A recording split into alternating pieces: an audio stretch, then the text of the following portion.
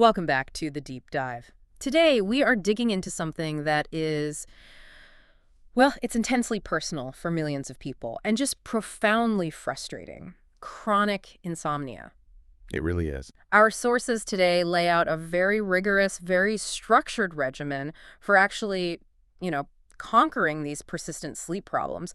And it's all about addressing the unhelpful habits that keep that cycle going. And we have to be really clear about this from the get-go. Yeah. This isn't just about feeling a little bit sleepy during the day. Right. The research it's emphatic. Mm. Persistent insomnia is severely disruptive. It really reduces your quality of life. It affects your mood, your performance at work. And your safety. I was struck by the statistics on driving. Absolutely. Yeah. It significantly increases critical safety risks, like, as you said, the likelihood of an accident while driving. I mean, insomnia is a genuine health and safety crisis. It's just one that's hidden behind this frustrating inability to fall or stay asleep. Exactly. And when you're suffering night after night, your first instinct, your natural inclination is to try and compensate for it. Of course. You only got 4 hours of sleep, so you think, okay, I have to catch up. So you sleep in. Or maybe you take a long nap in the afternoon. Or you go to bed super early, hoping you'll just absorb a massive 9-hour block of sleep. Yes. And this is where we hit the core tension. It's the most counterintuitive part of this whole approach. It really is. Yeah. While all of those strategies, sleeping in, napping, spending way too much time in bed, Right. while they are completely understandable, Mm. they are the very mechanisms that actively sustain the sleep problem. They are, in effect, treating the symptom, which is the tiredness, Right. by completely undermining the biological requirements for good sleep. Okay, hold on. If I am desperately trying to recover sleep I've lost, how is sleeping in possibly making it worse? That feels like a trap. It does feel like a trap. Okay. It's because consistent, high-quality sleep relies on two biological pillars. First, you need a really strong sleep drive. Okay, sleep drive. What's Yeah. that? Think of it like biological pressure to sleep. It builds up the entire time you're awake. The second pillar is a stabilized circadian rhythm. That's your internal body clock. Got it. Now, when you nap, you release some of that pressure. You deplete that necessary sleep drive. And when you sleep in, you're actually shifting your body clock. You're pushing your whole schedule back. You're basically giving yourself jet lag. You're giving yourself jet lag Yeah. every single weekend. And the result is you feel less sleepy at your desired bedtime. And that just ensures another night of broken, fragmented sleep. So it's a vicious cycle. The perfect vicious cycle. Okay, so let's unpack this. Our mission today is to dive into the proven regimen that is designed to break that cycle. The objective, according to our material, isn't just about getting more sleep. It's about fundamentally restructuring your entire approach. Exactly. It's about three things. Reduce the arousal you feel at bedtime, maximize that vital sleep drive we talked about, and then stabilize the whole sleep schedule through relentless consistency. All right, let's jump right into that. We've established that those well-intentioned habits are the first things you have to get rid of. But let's look closer at that immediate pre-bed routine. Our sources really stress that your habits and even your attitude play a huge role in your sleep quality. A massive role. Yeah. The first destructive habit we have to eliminate is this. This attempt to go from being 100 miles an hour mentally to fully asleep in just a few minutes. Right. You can't just flip a switch. You can't. People try to go to bed when they're still feeling stimulated and alert. You know, they've just finished up work emails or they've been scrolling through social media. This sets up the second, and I'd say even worse, habit.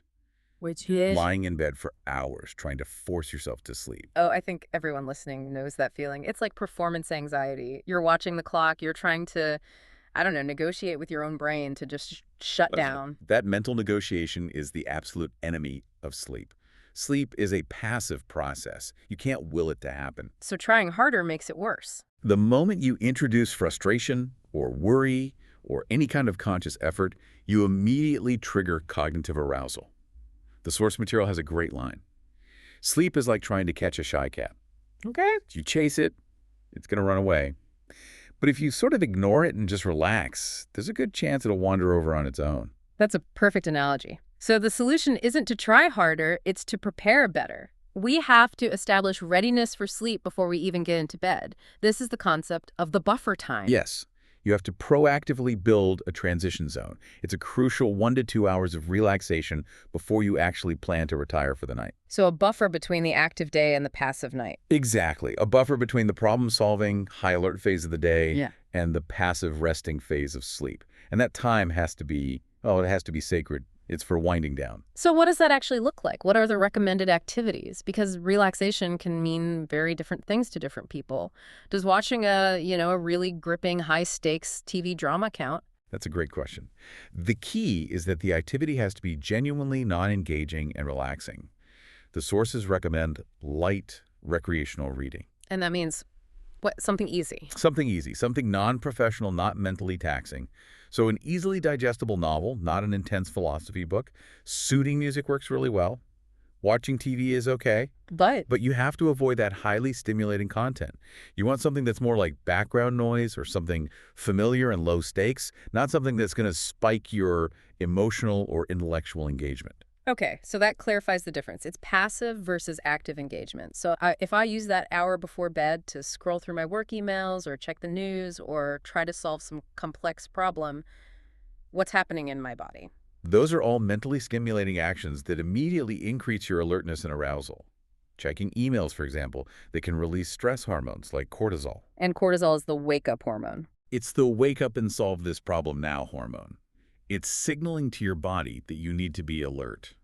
Physical exercise right before bed does something similar. It increases your core body temperature, your heart rate.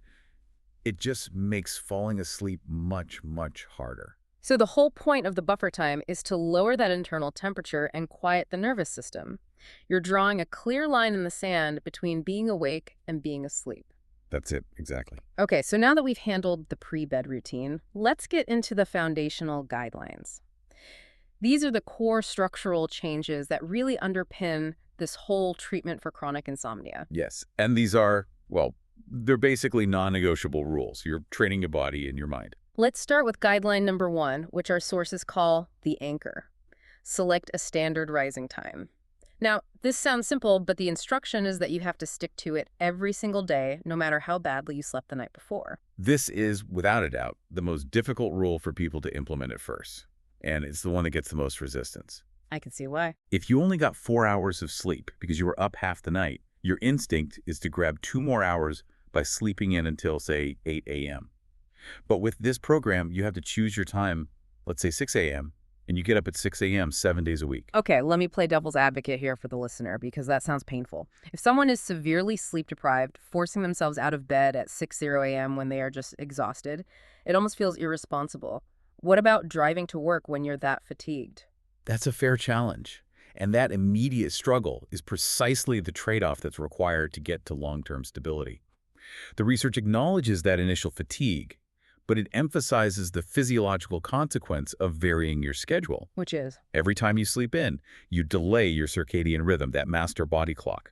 You are, in effect, shifting your biological timing forward. It is exactly like flying across a few time zones. So by forcing myself up at 6 a.m. after a terrible night, what I'm really doing is prioritizing the long-term stabilization of my internal clock over the short-term relief of feeling a bit less tired. Exactly. You are teaching your body clock what consistency feels like. Consistency is the teacher. And when that rhythm is stable, your body will spontaneously start to produce the right amount of sleepiness at your scheduled bedtime. You'll find yourself naturally waking up closer to that anchor time, and you'll have had more solid sleep. So you endure the temporary pain to build up a massive sleep drive for the next night. That's the mechanism. You build up so much sleep pressure that your body has no choice but to sleep more efficiently the next night. That makes sense. Okay, let's move to guideline 2, which is the core of what's called stimulus control. Use the bed only for sleeping. This is about retraining our minds, right? It's a direct attack on the negative conditioning that so many people with insomnia have built up over years.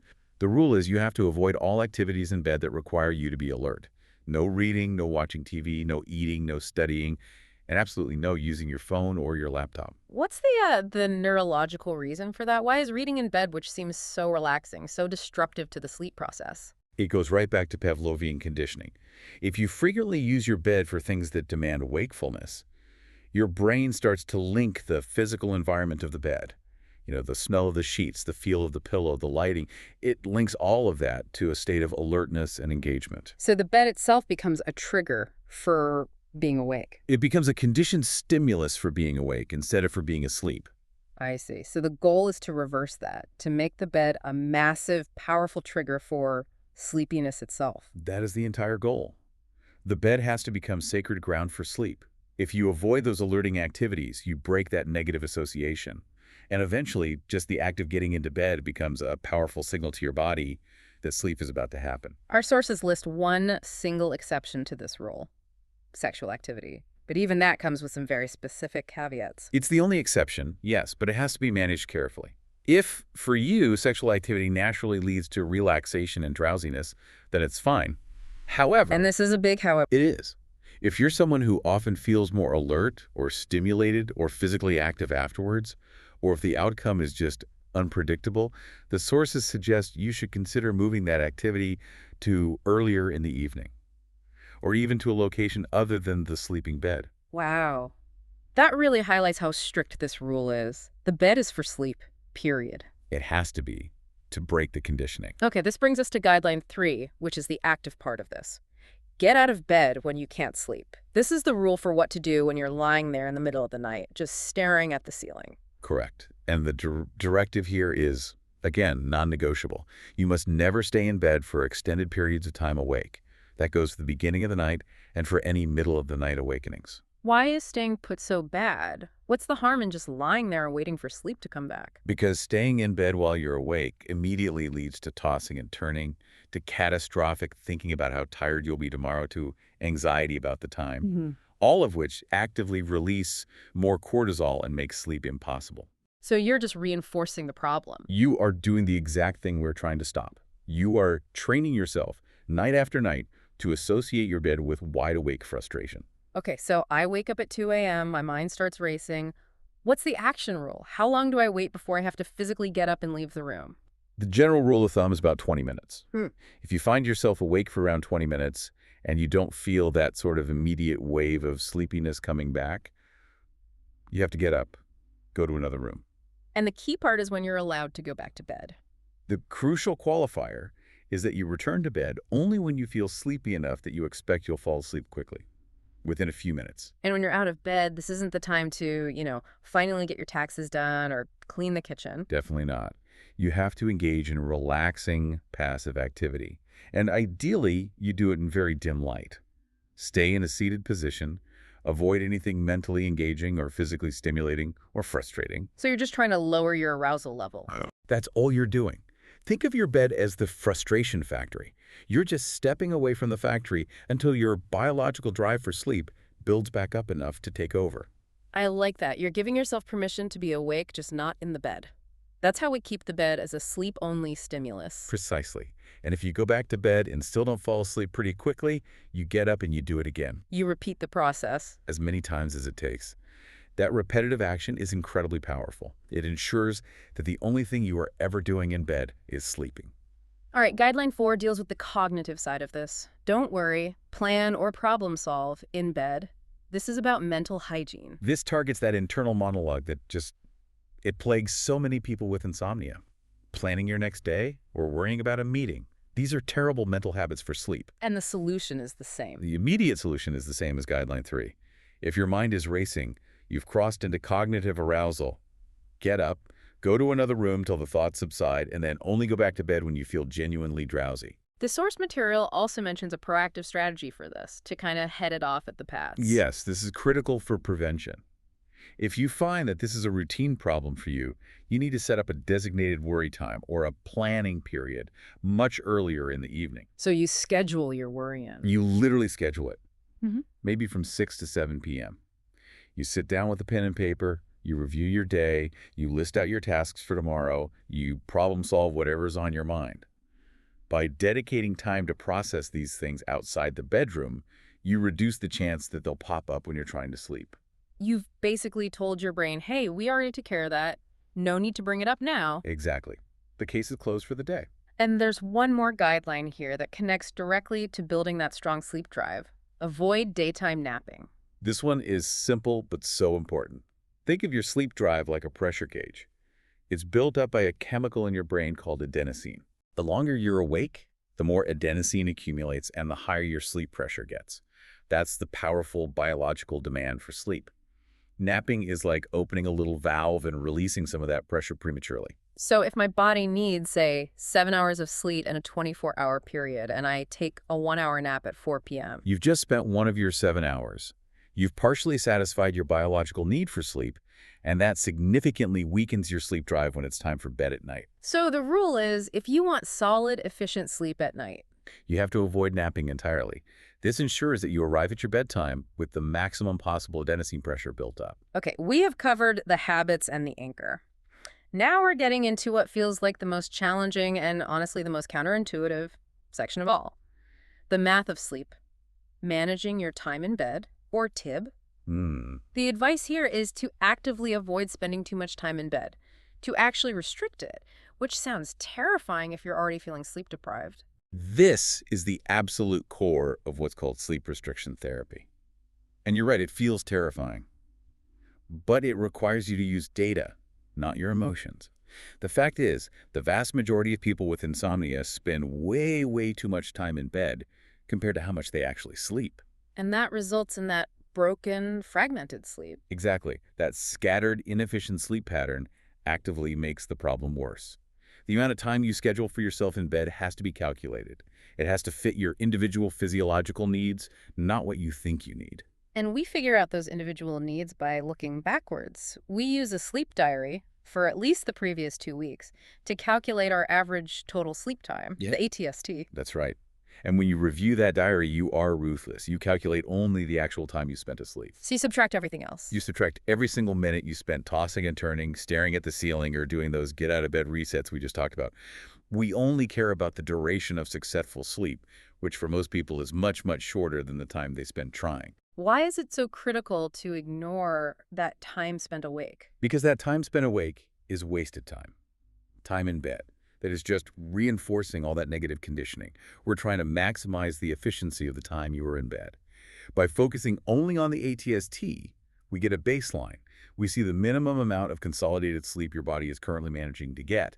And we build a new schedule around that number, not the 8 hours you wish you were getting. Okay, so once we have that ATST number, say it's 375 minutes, for example, we apply the TIB formula. And the formula is beautifully simple. Your new time in bed, or TIB, is your average total sleep time, your ATST, plus 30 minutes. And what's the 30 minutes for? That's your buffer. It's the necessary physiological window to allow for the natural time it takes to fall asleep, and for any of those brief, normal awakenings that happen during the night. It gives you a little grace period, but it's still tight enough to force your sleep to consolidate. Let's really dig into the case study from the source material because it shows just how dramatic this restriction can be. The example person was recording an average time in bed of 505 minutes. Right, which is nearly 8.5 hours a night. They were giving themselves plenty of opportunity to sleep, a very common aspirational number for someone who's struggling. But the data told a different story. The data was stark. Their average total sleep time, the ATST, was only 375.8 minutes. That's about 6 hours and 15 minutes. Wow, so that means on average, they were spending more than 2 hours every single night, just awake in bed. 2 hours of frustration, of worry, of negative conditioning. It's a huge mental and emotional drain. So now we apply the formula. We take their actual sleep time, 375.8 minutes, we add the 30-minute buffer, and we get an ideal calculated TIB of 405 minutes. Which is 6 hours and 45 minutes. 6 hours and 45 minutes. They have to cut their time in bed by almost 2 full hours. That is the calculated restriction. I have to imagine, for the listener, going from trying to get 8.5 hours to forcing yourself into a window of 6 hours and 45 minutes, Yeah. that feels like it would just make you more tired. And that fear is very real, and it's acknowledged. But this deliberate restriction does 2 essential things. First, it eliminates all that wakeful time in bed, which breaks the negative association. And second, and this is the most important part, it drastically increases your sleep drive for the next night. By consolidating the sleep. By consolidating the sleep into a tighter window, you increase its intensity and its efficiency. Now, the material does allow for a little flexibility. It says the person could start at 6.5 hours or 6.75 or maybe 7. But the key is picking one and adhering to it. So let's talk about the actual scheduling. Let's say the person starts with that ideal 6 hour and 45-minute TIB, and they've set their standard rising time, the anchor, at 7 a.m. How does that tell them when to go to bed? It's just simple subtraction. If your anchor is 7 a.m. and you subtract 6 hours and 45 minutes, your bedtime cannot be any earlier than 12:15 a.m. And you're not allowed to get into bed before then. You are not allowed, no matter how tired you feel. You have to stay up and keep that sleep drive strong until your window opens. What if a 12:15 a.m. bedtime is just totally unsustainable for someone's life? maybe because of their job. That's where you can use the flexibility of the fixed window. The duration has to stay at 6 hours and 45 minutes, but you can shift the whole block. So if they needed to be in bed by 11:00 p.m., for example. They would just set their rising time for 5:45 a.m. Exactly. They maintain the time. The critical point is that whatever schedule you choose, you have to stick to it, closely and consistently, weekends included. And this initial calculated schedule, you have to maintain it without any changes for at least 2 weeks. No exceptions. A minimum of 2 weeks. That gives your body clock time to start recognizing the new rhythm, and it allows that heightened sleep drive to really begin consolidating your sleep. After those 2 weeks, then you can start making adjustments. And those adjustments are based on the 15-minute A rule. 15-minute rule, yes. Yeah. And it's based on how you're actually performing and how you feel during the day. Okay, let's walk through the 2 scenarios for the listener. Scenario 1. After 2 weeks of being super strict, you're falling asleep quickly, you're sleeping solidly, but you still feel tired during the day. Okay, so this is a great sign. It means the restriction is working to consolidate your sleep, but your current sleep amount is probably not enough for your biological needs. So you need more sleep. You're sleeping efficiently, but you're fatigued, so you need more sleep time. In that case, you increase your TIB by 15 minutes for the next 2 weeks. So you go from 6.45 to a flat 7,000. Right, and you keep doing that, adding 15 minutes every 2 weeks until you start to notice that wakeful time in bed creeping back in. That's your signal. You've gone just a bit past what you need, and you dial it back by 15 minutes. Got it. Now, scenario 2. You're 2 weeks in, but you are still experiencing a lot of wakefulness during the night. You're still having trouble falling asleep or staying asleep. This suggests that your initial restriction wasn't quite aggressive enough, or maybe you overestimated your ATST to begin with. So the solution, again, is counterintuitive. The solution is to decrease your TIB even further. You tighten the window, you decrease your allotted time by 15-minute increments every other week until your sleep becomes solid and sound and you feel alert during the day. You're basically titrating your sleep window to find the exact amount of time that forces your body into maximum consolidation. That's a perfect way to put it. It's a titration method. The sources also give some clear quantitative guidelines to help people make that decision to reduce their TIB. Yes, and we have to stress the word routinely.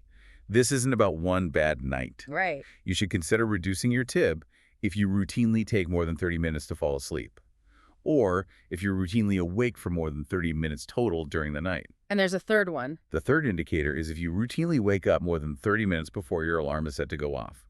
That means the restriction isn't tight enough. You could probably be getting that same amount of sleep in a shorter, more efficient period. To really measure the success of all this, we need the final metric, sleep efficiency, or SE. This gives us a hard number to aim for. Sleep efficiency is just a simple ratio. It's the time you actually spent asleep versus the total time you spent in bed. So the formula is total sleep time divided by time in bed, then multiplied by 100. That's it. So if you give yourself 7 hours in bed, which is 420 minutes, but you only actually sleep for 6 hours, 360 minutes. Then your sleep efficiency is about 85.7%. Which is excellent. The benchmark provided in all the research is really clear.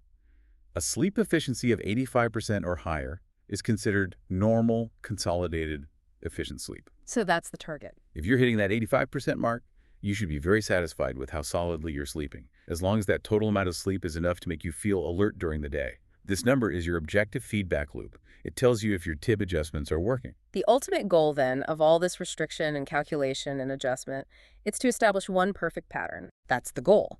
A pattern where you generally fall asleep in 30 minutes or less, you sleep solidly through the night without any long wakeful periods, and you routinely find yourself waking up just a little bit before your alarm, feeling adequately rested and ready for the day. Okay.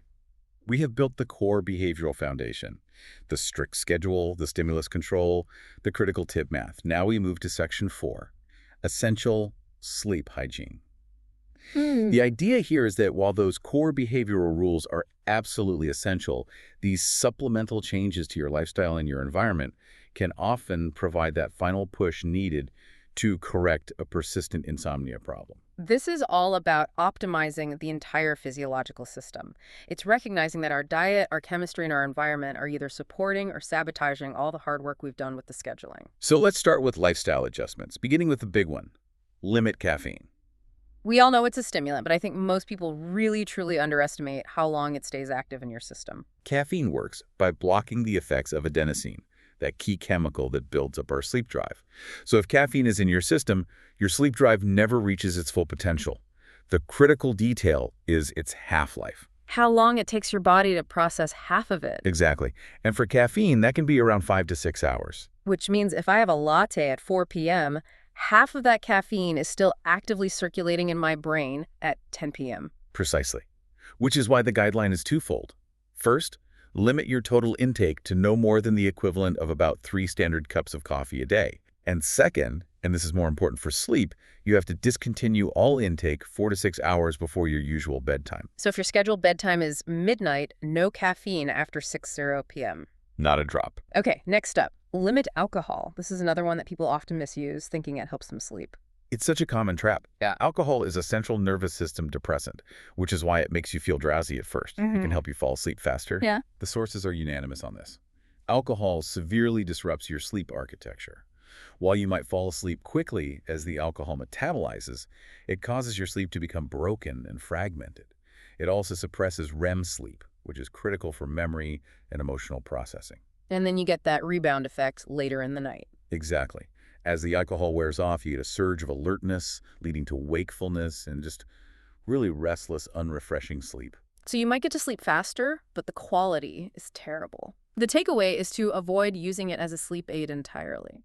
Absolutely. Avoid drinking alcohol in the evening hours, especially if you're prone to waking up in the middle of the night. Guideline 3 involves movement. Exercise. Regularly, but not too close to bedtime. Regular, moderate exercises. Mm-hmm. It's just fundamental for physical health, and it's strongly correlated with deeper, better sleep. Things like walking, swimming, biking are great. And there's an optimal time to do it. The research suggests that the late afternoon or early evening is best. The timing is beneficial because the post-exercise dip in your core body temperature can help signal to your body clock that it's time to prepare for sleep later on. But doing an intense workout right before your buffer time is still a bad idea. It completely counteracts the winding down process. Intense physical activity dramatically increases your alertness. It spikes your core body temperature. You're just making it harder to fall asleep. You're literally fighting your own buffer time. And guideline 4, on diet. Try a light bedtime snack. Certain foods, specifically things like milk or a little peanut butter or some cheese, they contain chemicals that your body uses to produce sleep-related neurotransmitters. So a light snack might gently bring on some drowsiness. But the emphasis is on light. Very light. We have to caution strongly against heavy meals close to bedtime. That triggers a major digestive process and can really disturb your sleep. And critically, if you're someone who suffers from GERD or acid reflux, Right. you have to refrain from all eating close to bedtime to avoid that painful disruption. Okay, let's move to the environmental changes. Controlling the actual space where you sleep. Guideline 5 is keep your bedroom quiet and dark.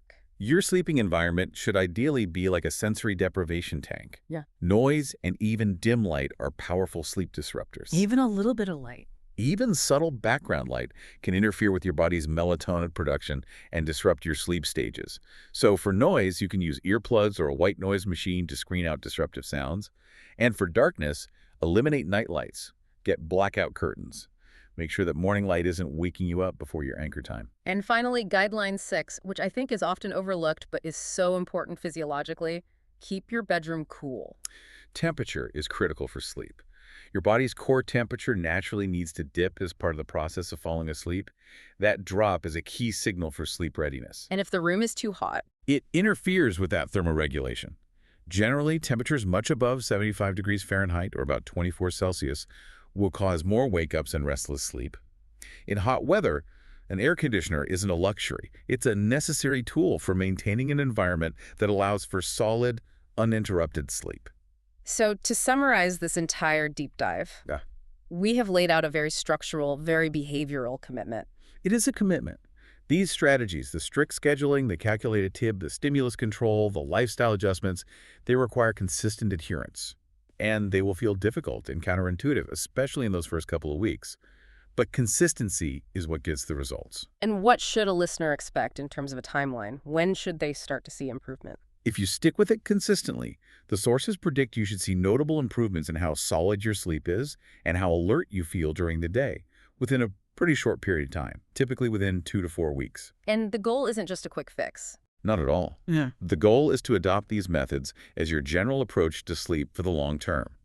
This ensures the improvements last, and it makes you far better equipped to handle future stress or disruptions that might otherwise have triggered another bout of insomnia. So we've taken the listener on this journey from relying on these coping mechanisms that feel right but are actually destructive. Like sleeping in. Right. To engaging in this calculated, intentional sleep scheduling. We've laid out the core steps. Creating that pre-bed relaxation buffer, sticking religiously to your standard rising time as the anchor for your body clock, and then fearlessly calculating that ideal restricted time in bed to hit that benchmark 85% sleep efficiency. We have provided the full manual for the physical and behavioral regulation of sleep. But we do have to end with a realistic acknowledgement. While these changes in habits and lifestyle are massively beneficial, for some people, they may not fully resolve the problem. Why not? What's the last hurdle? For many persistent sufferers, the biggest remaining obstacle isn't the body or the schedule. It's the mind itself. The anxiety, the rumination, the stress over sleep itself, and these unhelpful sleep-related beliefs. This internalized dialogue about failure and worry. Those are significant psychological contributors. We've gone through how to master the physical rules, but that raises a really important provocative question for you, the listener, to think about.